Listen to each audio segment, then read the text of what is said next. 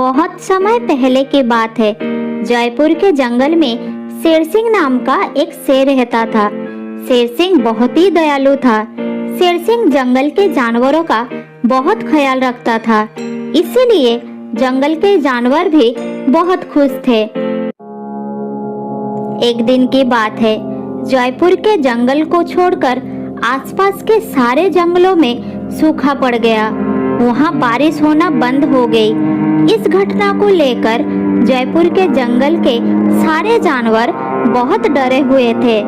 एक दिन कुछ जानवर शेर सिंह के पास पहुँचे।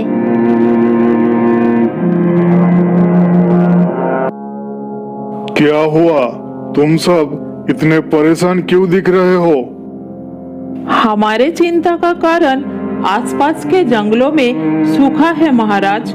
इस बात को लेकर सभी प्राणी बहुत डरे हुए हैं कि हमारे जंगल में भी सूखा ना पड़ जाए। तुम सब चिंता मत करो, हमारे जंगल में ऐसा कुछ नहीं होगा। हमारे जंगल में हमेशा की तरह बारिश होती रहेगी, लेकिन एक बात का तुम ध्यान रखना कि अब दूसरे जंगल के जानवर हमारे जंगल में ना आने पाए। ये आप क्या कह रहे हैं महाराज? आप तो बहुत दयालु हैं। आपने कभी भी किसी दूसरे जंगल के जानवरों को आने से नहीं रोका, तो इस समय क्यों महाराज?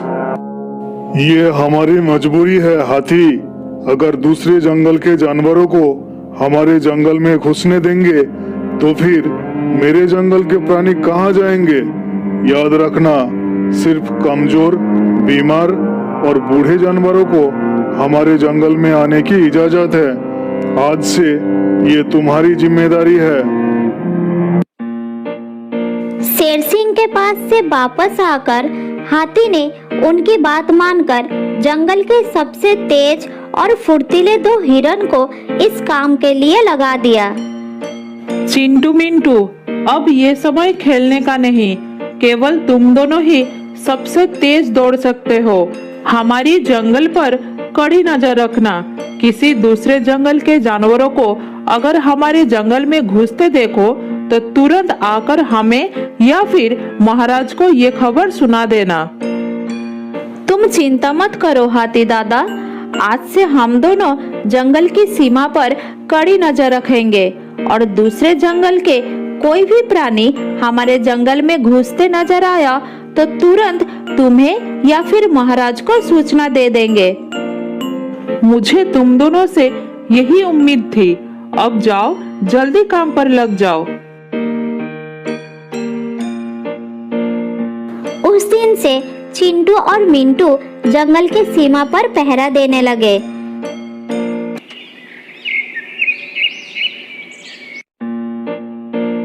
एक दिन की बात है, चिंटू और मिंटू जंगल की सीमा पर दौड़ते हुए खेल रहे थे कि तभी दोनों की नजर एक भेड़िए और एक सियार पर पड़ी। वो दोनों उनके जंगल के नहीं थे। तब चिंटू और मिंटू दौड़ते हुए उनके पास गए। रुक जाओ तुम दोनों, बिल्कुल आगे मत बढ़ना। कौन हो तुम दोनों? चिंटू की बात सुनकर दोनों रुक गए। फिर भेड़िए ने बोला, हाँ बताता हूँ। मेरा नाम रामू है और इसका नाम सामू है।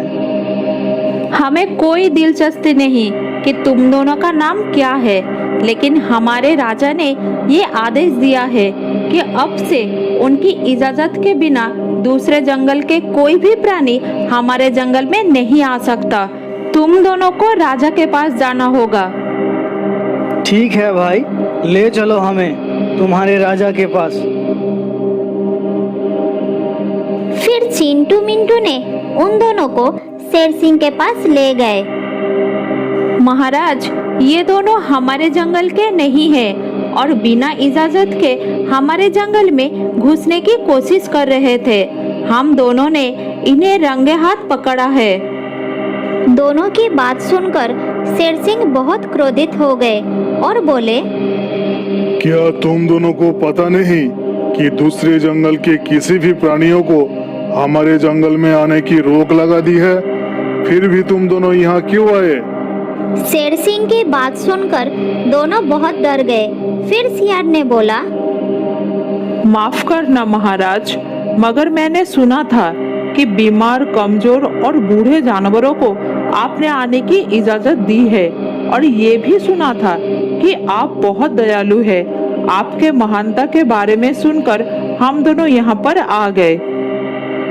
लेकिन तुम दोनों तो कमजोर नहीं नजर आते, फिर किस लिए आए हो? ये सच है महाराज कि हम दोनों बूढ़े नहीं, लेकिन हम दोनों बीमार हैं।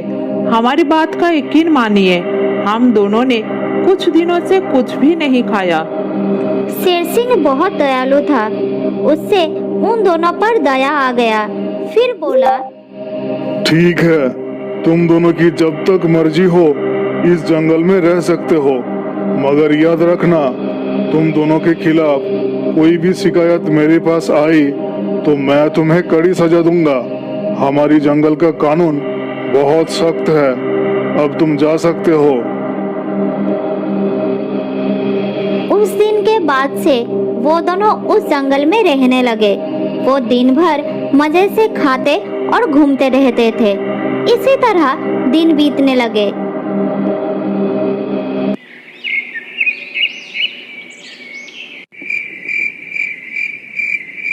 एक दिन रात में दोनों एक पेड़ के नीचे आराम कर रहे थे कि तभी दोनों की नजर शेर सिंह पर पड़ी।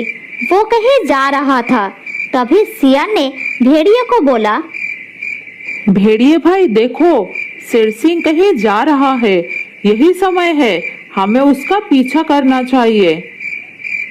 तुम सही कह रहे हो भाई, चलो देखते हैं वो कहाँ जा रहा है।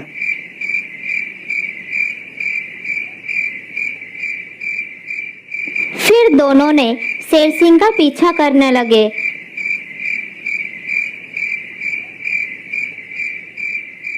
थोड़ी दूर जाने के बाद शेर सिंह एक पुराने गुफा के सामने आकर रुक गया। गुफा के अंदर से रोशनी आ रही थी। शेर सिंह इधर उधर देखा, फिर गुफा के अंदर चला गया। इधर सियार और भेड़िया भी झाड़ियों से निकलकर गुफा के अंदर घुस गए। अंदर जाकर दोनों ने देखा कि शेर सिंह बैठा है और उसके सामने एक हीरा रखा हुआ था। अरे भाई, शेर सिंह यहाँ क्या कर रहा है? और ये तो कोई हीरा लग रहा है। नहीं भाई, ये कोई हीरा नहीं, ये एक नागमणि है। अब समझी बात, इस जंगल में आज तक सूखा क्यों नहीं पड़ा? इस नागमणि के वजह से। क्या तुम्हारा मतलब इस नागमणि के वजह से इस जंगल में बारिश हो रही है और जंगल के सारे पेड़ अब तक हरा भरा है? हाँ भाई हाँ, तुम्हें इतना भी पता नहीं है? इस नागमणि के वजह से ही सब कुछ ठीक ठाक है इस जंगल में। हमें आज रात ही इस नागमणि को चुरा कर हमारे जंगल में ले जाना होगा और हमारे राजा को देना होगा। दरअसल भेड़िया और सियार दूसरे जंगल के जासूस थे। वहाँ के राजा शेरू ने उन दोनों को शेर सिंह के जंगल का पता लगाने के लिए भेजा था कि आखिर शेर सिंह के जंगल में अब तक सूखा क्यों नहीं पड़ा।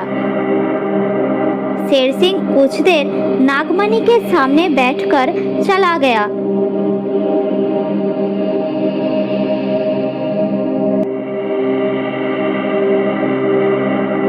उनके जाते ही सियार और भेड़िए ने नागमणि के पास गए और उसे चुरा कर भाग निकले।